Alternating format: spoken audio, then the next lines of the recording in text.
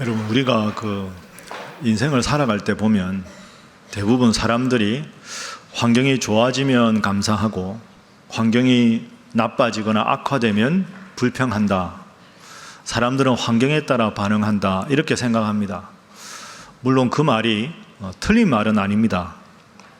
그런데 근본적으로 생각하면 환경보다 더 중요한 건 우리 마음입니다. 마음이 늘 평안하고 늘 매사에 긍정적이고 감사하는 분들은 매사에 감사합니다.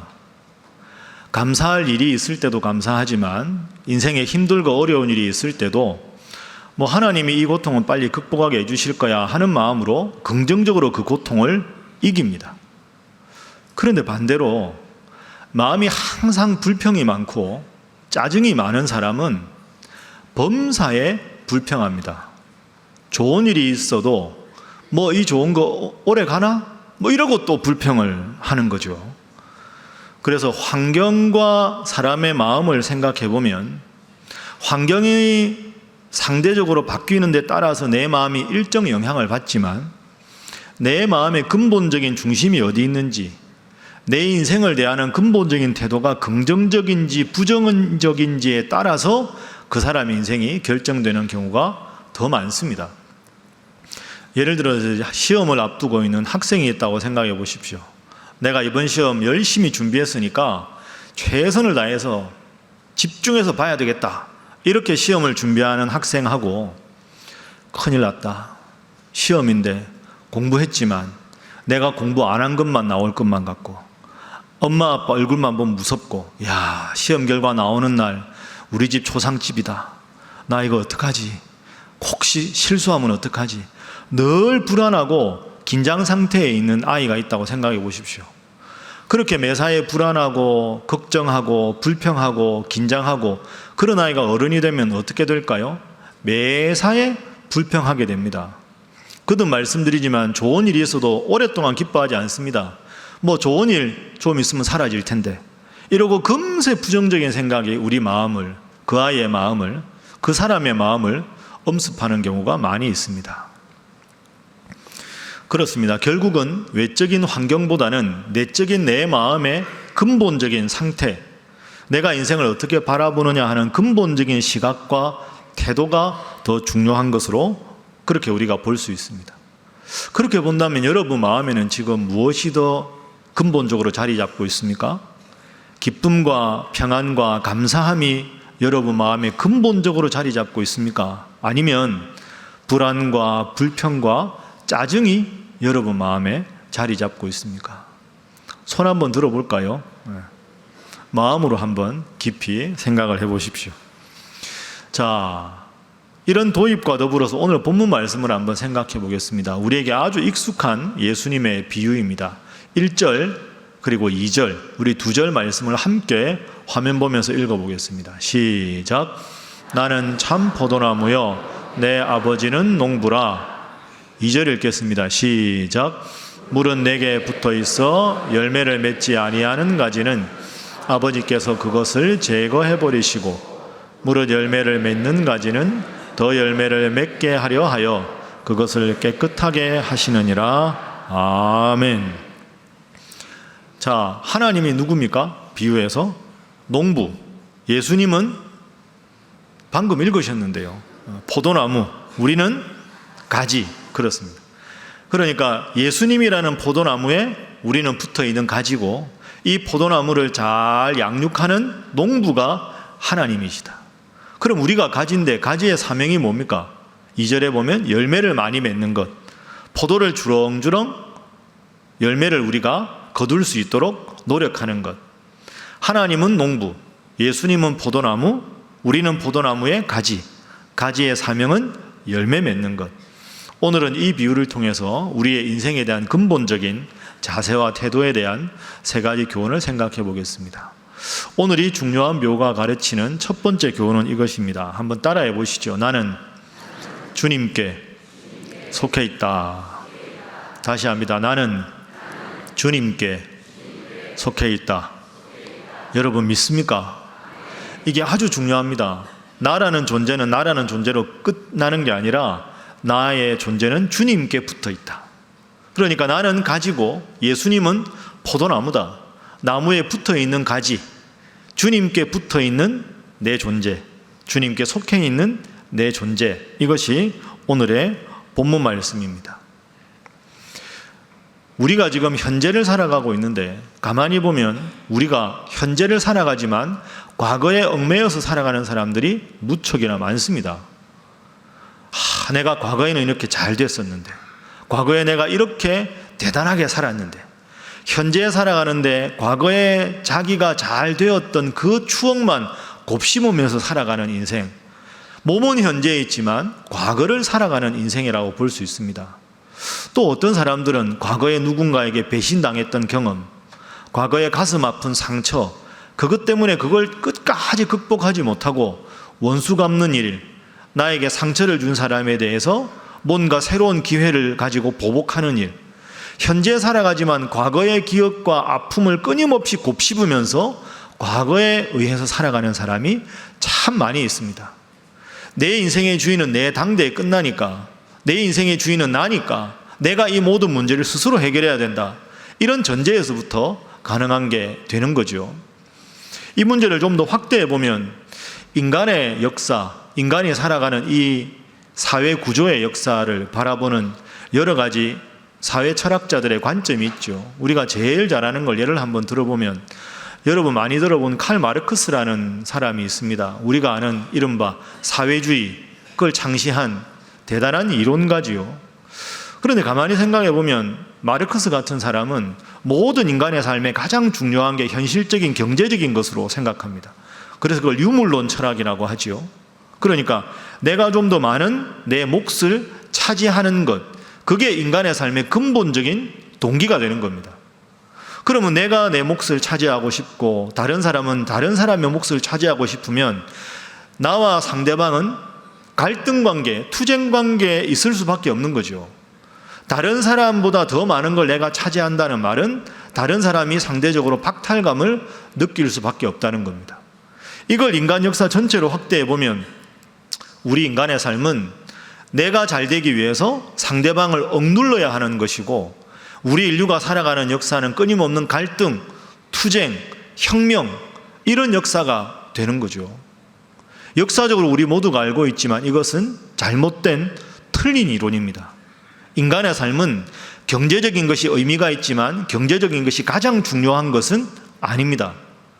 그런 사회 철학에 의하면 인간의 삶에 가장 중요한 게 경제적인 것이지만, 여러분 생각해 보십시오. 경제적인 게 많이 우리에게 주어진다고 해서 우리가 행복하게 살아가는 게 아닙니다.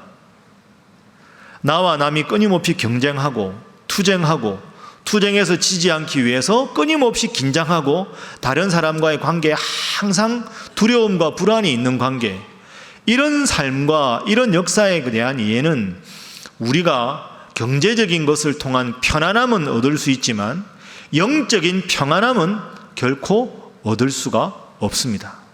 구원, 평안, 감사, 영생, 이런 단어들은 이런 사상에서는 찾아볼 수가 없는 것이지요. 그러니까 이걸 좀 더 우리가 정확하게 말하면 내 존재는 내가 결정한다고 하는 인본주의 사상의 한계는 결국 허무주의가 됩니다. 내 욕심, 추구하다가 결국 죽어서 없어질 수밖에 없는 인생인데, 추구하는 것의 한계는 결국 죽음인데, 그렇게 하면 인생의 의미가 어디 있을까요? 영생과 마음의 평안은 누가 무엇이 줄 수 있을까? 우리는 이런 생각을 하게 됩니다. 저는 그렇게 생각합니다. 왜 내가 기독교인인가? 기독교인인 게 왜 소중한가? 여러분, 기독교의 가르침, 성경의 가르침을 잘 생각해 보십시오.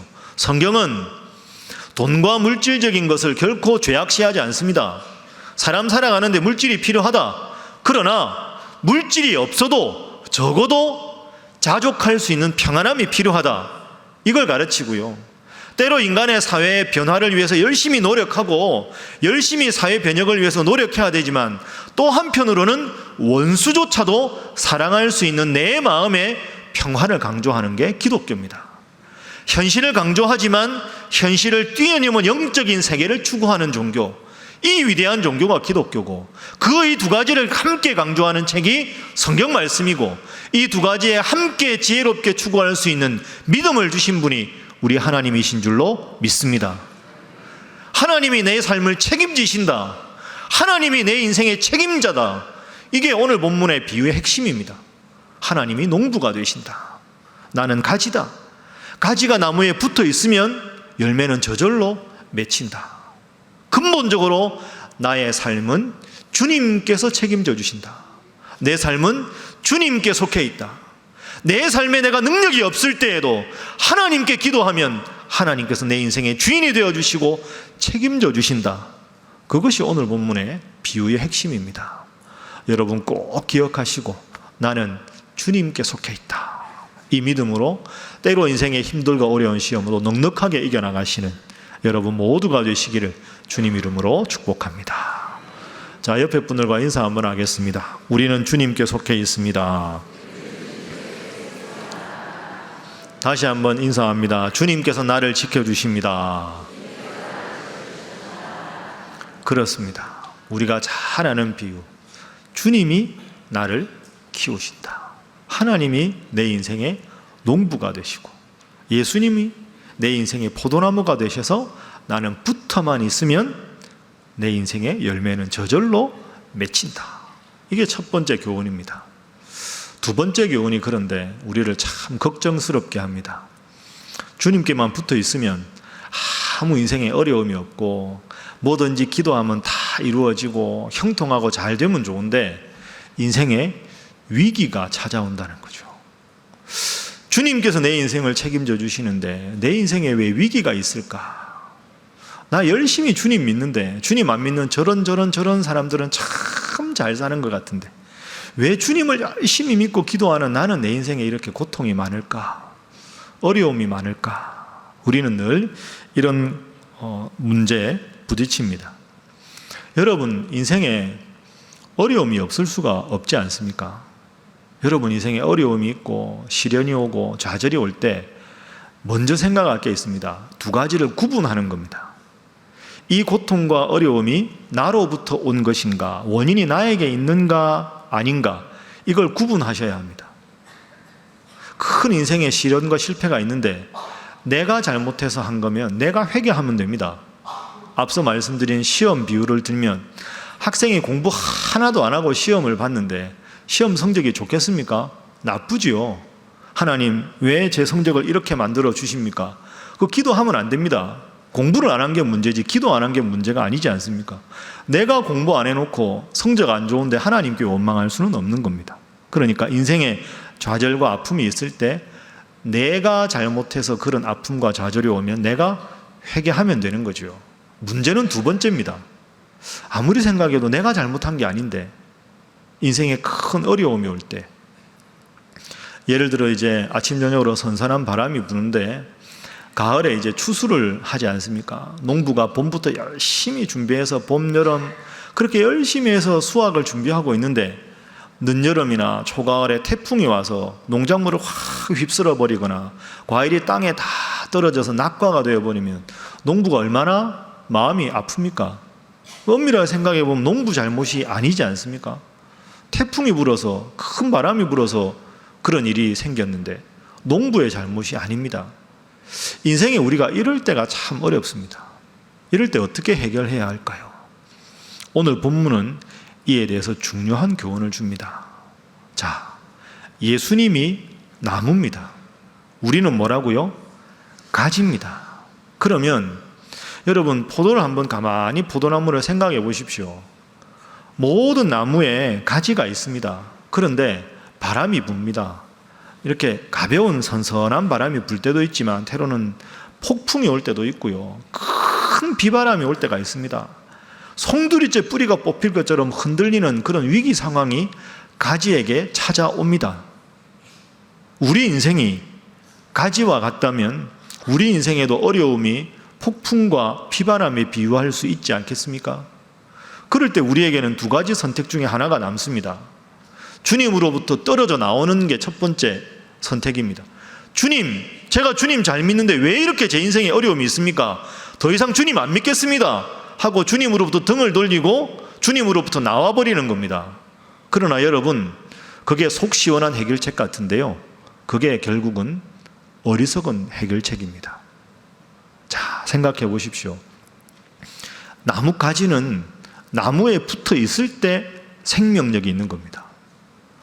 나무 가지가 나무에서 떨어져 나오면 하루 이틀은 그냥 푸르러 보이는데요, 점점 가면 가지에 붙어 있는 잎이 누렇게 변하고 잎사귀도 다 떨어지고 나뭇가지도 말라 비틀어집니다. 결국은 불쏘시개밖에 될 수가 없습니다. 그런데 아무리 인생에 큰 고통이 와도 세찬 비바람이 불어도 가지가 나무에 붙어 있기만 하면 그 가지는 생명력이 있습니다.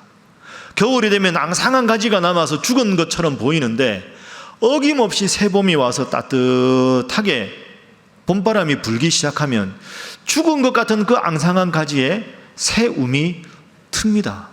이게 인생의 중요한 원리입니다. 우리 인생에 때로 힘들고 어려운 고통스러운 과정이 있다 할지라도 그때 하나님을 원망하고 하나님으로부터 등을 돌리는 여러분이 아니라 내 인생에 이런 비바람이 불지라도 이 가지가 내가 주님께 붙어 있기만 하면 어김없이 주님께서 새 봄을 주시고 새싹을, 새 움을 나를 통해 틔울 것이다. 그 믿음으로 힘들고 어려운 인생의 고통도 잘 이겨나가시기를 주님 이름으로 축복합니다. 옆에 분들과 인사하겠습니다. 꼭 붙어 있으시기 바랍니다. 한 번 더 하겠습니다. 말씀만 하지 마시기 바랍니다. 그렇습니다, 여러분. 말씀만 하면 안 되지 않겠습니까? 그리고 농부는 꼭 가지치기를 합니다. 가지치기. 가지치기 할 때 보면 아깝지 않습니까? 하나님 그거 왜 칩니까? 그냥 놔두시지. 우리 인생에 주님이 가지치기를 왜 하실까요? 주님께만 집중해야 되는데 세상적인 일이 너무 재밌어서 그런 일에 점점 빠져서 주님 믿는 신앙이 약해질 수 있으니까 주님이 그럴 때는 가지치기를 하시는 겁니다. 그리고 농부는 때로는 농약도 칩니다. 우리가 가지 입장은 아니지만 농약이 가지에 묻으면 눈도 따갑고 몸이 아프지 않겠습니까? 그러나 농약을 쳐야 병충해가 안 생기는 거죠. 나쁜 병이 안 생기는 겁니다. 주님이 우리 인생에 농약을 치실 때, 주님께서 우리 인생에 때로 가지치기를 하실 때, 그것은 나에게 더 많은 열매를 주시기 위한 하나님의 선물이다. 가지가 가지 되게 할 수 있는 하나님의 선물이다. 힘들지만 그렇게 고백하고 나가시기를 주님 이름으로 부탁합니다. 성경의 모든 위인이 그렇습니다. 예수님도 십자가에 죽으셔서 부활하셨고, 아브라함도 아들 이삭을 바치는 위기를 극복했을 때 믿음의 조상이 되었고, 바울은 그 많은 인생의 매를 맞고 감옥에 투옥되는 위기를 겪었을 때 가장 위대한 사도가 되었습니다. 인생의 폭풍이 치고 비바람이 불 때, 때로는 가지인 내가 주님으로부터 떨어져 나갈 위기에 처해 있을 때, 그때도 꼭 붙어서 그 모든 위기를 다 겪어내시는 여러분 되시기를 주님 이름으로 축복합니다. 자, 그래서 여러분, 인생에 큰 위기가 올 때, 어려움이 올 때 여러분 꼭 기억하실 말씀 한 구절을 소개하겠습니다. 로마서 8장 18절 말씀입니다. 자, 함께 읽어보겠습니다. 시작. 생각하건대 현재의 고난은 장차 우리에게 나타날 영광과 비교할 수 없도다. 아멘. 현재의 고난, 장차의 영광. 생각건대 현재 우리가 당하는 고난은 주님께 붙어 있기만 하면 주님께서 장차 미래에 주실 영광과 좋게 비교할 수 없도다. 이 고백이 여러분 모두의 고백이 되시기를 바랍니다. 그래서 고난이 올 때 우리가 앞으로 이렇게 꼭 여러분 기억하시죠. 한번 저를 따라해 보시죠. 고난은 주님께서 내 인생에 하시는 무엇이다? 가지치기다. 가지치기를 통해서 주님께 더 집중하게 하신다. 그리고 현재의 고난을 이기면 하나님 더 큰 복을 주시니까 이렇게 또 고백할 수 있습니다. 따라합니다. 고난은 변장된 축복이다. 꼭 기억하시고, 고난이 오면 현재 고난을 이겨내기만 하면 더 큰 미래의 복을 주시기 위한 하나님의 은총의 배려다. 자, 옆에 분들과 인사하겠습니다. 고난을 잘 이겨나가시기 바랍니다. 한 번 더 하겠습니다. 주님께서 더 큰 복을 주실 것입니다. 자, 이제 마지막으로 가지의 사명이 뭔가 한번 생각해 보겠습니다. 여러분, 가지의 사명이 뭘까요? 화면에 이미 나와버렸죠. 가지의 사명은 열매를 많이 맺는 겁니다. 여러분, 농부가 포도나무를 왜 심습니까? 뭐 사실 나무라고 하지만 포도는 나무라기보다는 포도 덩굴 아닙니까? 포도 덩굴은 관상용으로 감상하기 위해 심는 게 아닙니다.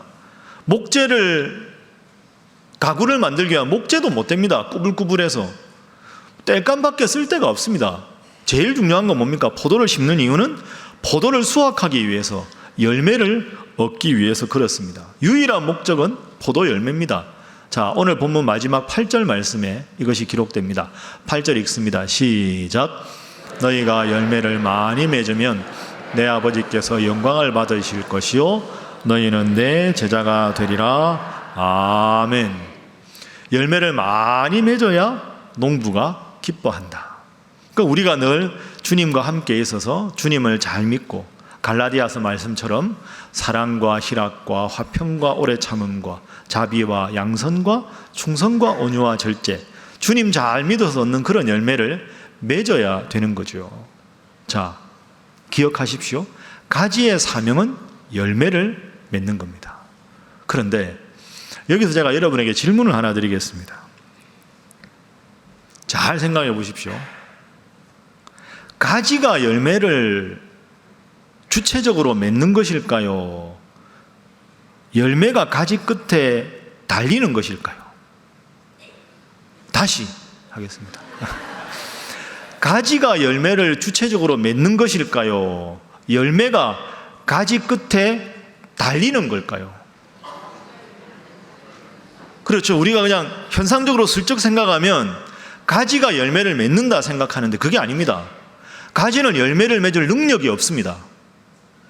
열매가 가지 끝에 저절로 맺히는 거죠. 가지의 역할은 뿌리와 줄기를 통해서 온 물과 양분을 그냥 흘려보내는 것만 하는 겁니다. 그냥 흘려보내면 열매는 저절로 맺히는 거죠. 여러분, 오늘 본문의 제일 중요한 교훈이 이겁니다. 잘 생각하십시오. 가지의 사명은 열매를 많이 맺는 것인데 가지는 자기의 노력으로 열매를 맺을 수 있는 능력이 없습니다. 그럼 가지가 할 일은 뭘까요? 붙어 있는 겁니다. 나무 줄기에 붙어만 있으면 열매는 저절로 맺히는 거죠. 정리합니다. 가지의 사명은 열매를 맺는 거지만 가지는 붙어 있기만 하면 열매는 저절로 맺힌다 하는 겁니다. 그래서 오늘 요한복음 15장 전체를 보면 우리가 방금 읽은 8절 말씀처럼 너희가 열매를 많이 맺으면 농부이신 하나님이 기뻐하실 것이다 하는 말씀은 있는데 열매를 많이 맺으라, 열매를 맺어야 한다 한 구절도 없습니다. 열매를 맺으라는 구절이 없고요. 1절부터 10절 사이에 보면 11번 반복되는 표현이 하나 있습니다. 11번이나 반복되는 표현, 열매를 맺기 위해서. 그게 바로 이것입니다. 한번 따라하겠습니다. 내 안에 거하라. 내 안에 거하라. 이게 11번 나옵니다. 그러니까 가지 끝에 열매가 매달리기 위해서는 주님 안에 거한다. 주님과 꼭 붙어만 있으면 열매는 저절로 맺힌다 하는 거죠. 가끔 이제 제가 여러분 중에서 가게를 새로 이제 시작하시거나 사업을 시작하시거나 그런 일이 있을 때 목사님 와서 좀 예배를 드려 주십시오 하고 개업 예배를 부탁하는 경우가 있습니다. 제가 개업 예배를 가거나 가서 기도할 때 제일 제가 자주 인용하는 구절이 오늘 이 본문입니다. 오늘 이 본문은 핵심이 이거죠. 방금 말씀드린 대로 예수님이라는 나무에 우리가 붙어 있으면 열매는 저절로 맺히는 겁니다. 여러분, 열매와 대비되는 단어가 꽃이지요. 주님의 관심은 꽃이 아닙니다. 꽃은 금방 시들어 없어지는 거죠. 중요한 건 열매입니다. 이걸 우리 인생에 적용을 해보면 예를 들어서 개업을 해서 사업을 시작한다 하면 나의 인맥이나 나의 경험이나 경제력이나 이런 게 필요합니다. 필요 없는 게 아니죠. 그러나 그것은 어떻게 보면 꽃 해당됩니다. 열매에 해당됩니다. 내가 어떻게 하면 이 열매를 많이 맺을까? 내 지식으로, 내 경험으로, 내 연륜으로, 내 경제력으로 아닙니다. 그게 가지의 사명은 열매를 많이 맺는 것이지만 가지가 열매를 많이 맺기 위한 전제 조건은 하나밖에 없습니다. 나무이신 주님께 붙어만 있으면 저절로 열매가 맺혀지는 줄로 믿습니다. 그러니 여러분, 큰 일을 계획하고 계십니까? 큰 사업을 계획하고 계십니까? 여러분이 하실 일이 뭡니까? 인력 관리하고요, 경제적으로 그게 아닙니다. 의미가 있지만 더 중요한 건 그 일을 앞두고 나무이신 주님 앞에 나와 더 간절하게 매어 달리고 더 열심히 기도하고 더 열심히 말씀 읽고, 그래서 주님과 여러분의 관계가 튼튼한 관계가 되는 것인 줄로 믿습니다. 그 관계가 분명하면 열매는 주님께서 저절로 맺게 해주시는 거죠.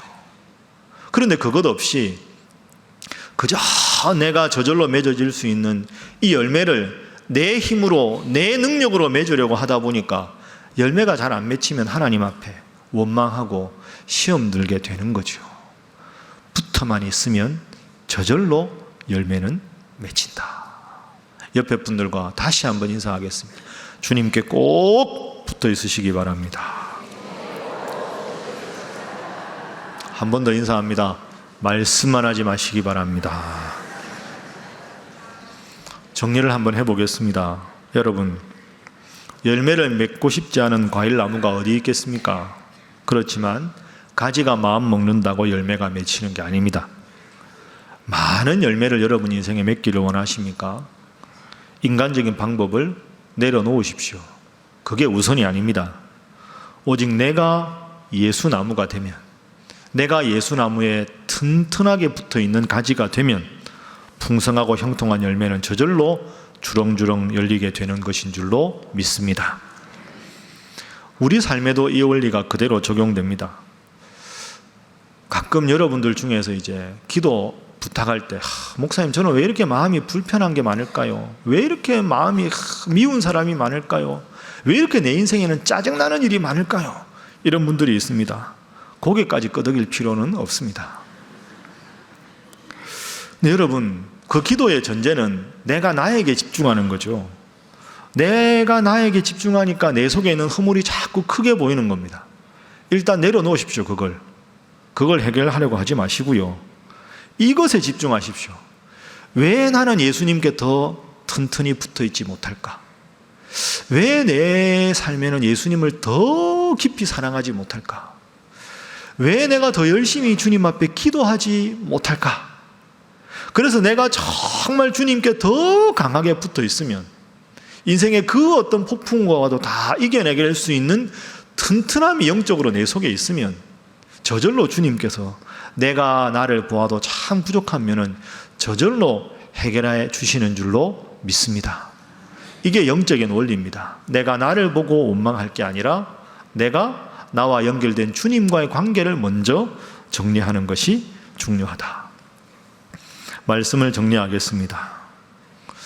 여러분, 오늘 2부에 배우신 여러분 모두는 다 하나님을 잘 믿는 분들입니다. 그래서 하나님을 믿는 우리들은 기독교인, 이렇게 사람들이 부릅니다. 참된 기독교인은 어떤 사람들일까요?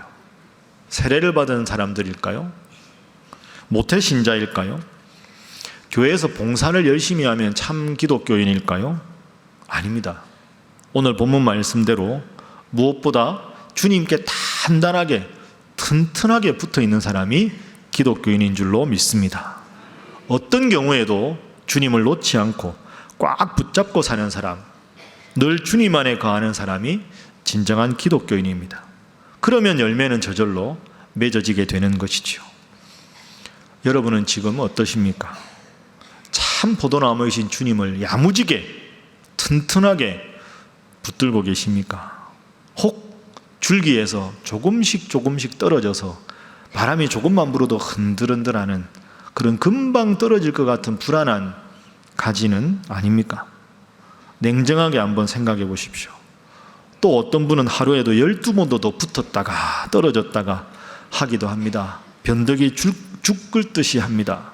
예배 시간에 딱 붙어 있다가 나가면 탁 떨어지고 또 붙었다가 떨어지고 그렇게 자꾸 왔다 갔다 하는 가지에 우리 주님께서 어떻게 안심하고 열매를 주실 수가 있겠습니까? 부디 여러분, 참 포도나무이신 주님께 단단히 튼튼하게 붙어 계셔서 올해 남은 기간 동안에 풍성한 열매를 맺으셔서 농부이신 우리 하나님을 영화롭게 하고 기쁘게 하시는 복된 명품가지 다 되시기를 주님 이름으로 축복합니다. 기도하겠습니다. 사랑의 주님, 감사합니다. 우리는 살아가면서 영적인 삶보다는 육체적이고 세상적인 삶에 집중하며 살아갑니다. 그런 우리에게 오늘 말씀을 통하여 영적인 삶을 우선으로 하라, 내게만 붙어 있으면 내가 너의 인생을 책임지노라, 귀한 약속의 말씀을 주셔서 감사합니다. 주님, 저희로 하여금 늘 이 말씀을 마음에 새기게 하셔서 주님을 얻으면 모든 것을 얻는 것이고 주님을 잃게 되면 주님만 아니라 모든 것을 잃어버리게 되는 이 영적인 원리를 늘 기억하며 살아가게 하여 주옵소서. 주님, 저희가 늘 주님께 붙어 있기를 원합니다. 성령 하나님, 저희를 늘 도와주셔서 온 신일의 성도들이 오직 주님 안에 붙어 있는 명품가지 되게 하여 주옵소서. 예수님의 이름으로 기도하옵나이다. 아멘.